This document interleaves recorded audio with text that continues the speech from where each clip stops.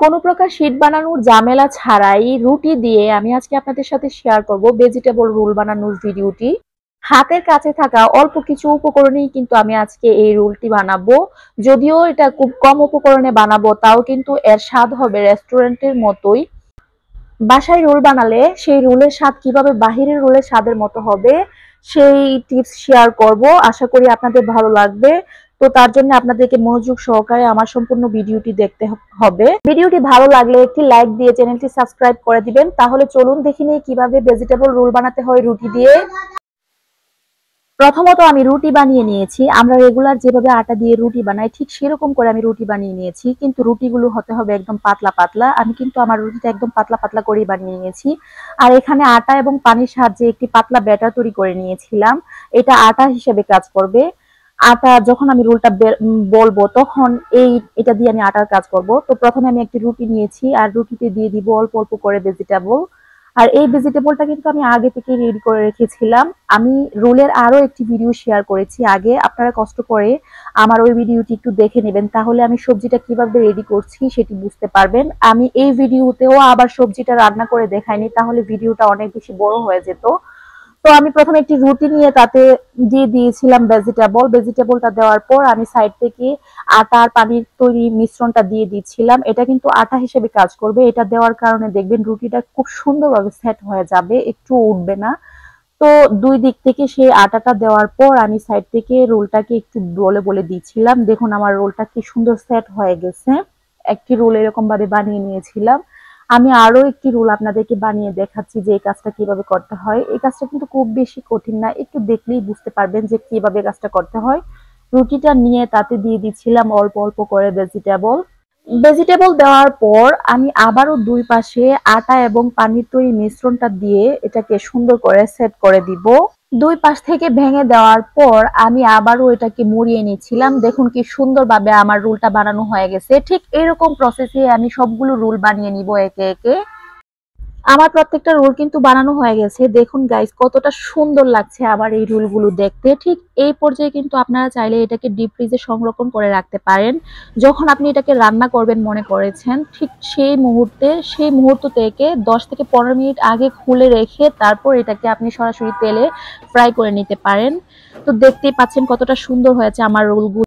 এখন আমি রোলগুলোকে ব্রেড ক্রাম্বসে মুড়িয়ে নেব। তার জন্য আমি আটা এবং পানির সাহায্যে একটি পাতলা মিশ্রণ তৈরি করে নিয়েছিলাম।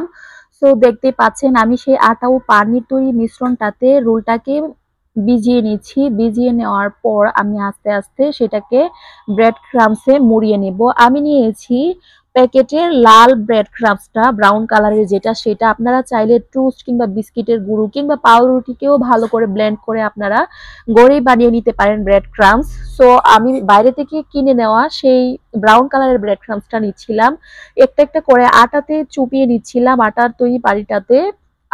আটা আর পানির মিশ্রণটাতে চুবানোর পর আমি ব্রেড ক্রাম্বসে মুড়িয়ে নিয়েছিলাম। আর ঠিক সেইভাবেই প্রত্যেকটা রোলকে এরকম ভাবে ব্রেড ক্রাম্বসে মুড়িয়ে নিয়েছিলাম। আপনারা চাইলে আমি যে আটা ও পানি দিয়ে মিশ্রণটি তৈরি করেছি এটির পরিবর্তে ডিম ফেটিয়েও নিতে পারেন, আর ডিমের মধ্যে এরকম ভাবে চুবিয়ে চুবিয়ে ব্রেড ক্রাম্বসে মুড়িয়ে নিতে পারেন, তাহলেও কোনো প্রকার সমস্যা হবে না। তবে আমার মনে হয় ডিমে চুবানোর থেকে আটা দিয়ে তৈরি করে নেওয়া এই পাতলা ব্যাটারটাতে চুবালে অনেক বেশি ক্রিস্পি হয় রোলটা, আর অনেক বেশি মসমসে হয়। তো আপনাদের পছন্দ, আপনাদের যদি ওইটা ভালো লাগে তাহলে ওইটা করবেন, আর যদি আটা দিয়ে ভালো লাগে তাহলে আটা দিয়ে করতে পারেন।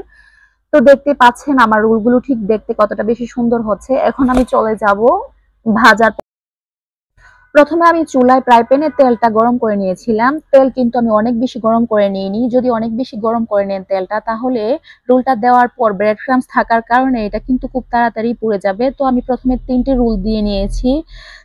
3টে রোল দিয়ে নেওয়ার পর আমি কিন্তু চুলার হিটটাকে একদমই কমিয়ে দিইনি, আবার অনেক বেশি বাড়িয়ে রাখিনি, মাঝারি আছে জাল করছিলাম বেশ কিছুক্ষণ, আর একটু পরপর নেড়ে চেড়ে দিচ্ছিলাম।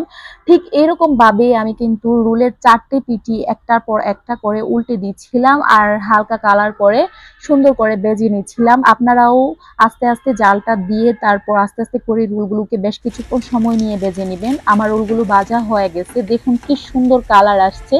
তো আমি ভালো করে তেলটাকে ছেঁকে উঠিয়ে নিয়েছিলাম। দেখতেই পাচ্ছেন কতটা লোভনীয় লাগছে আমার রোলগুলো দেখতে।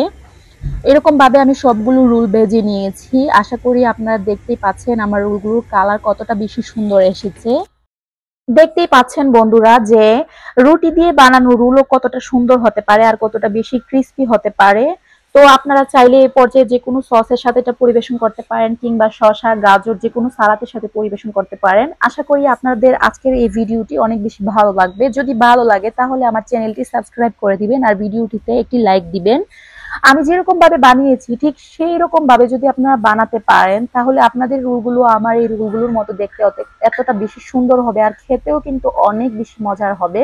ভালো থাকবেন, সুস্থ থাকবেন। আল্লাহ হাফেজ।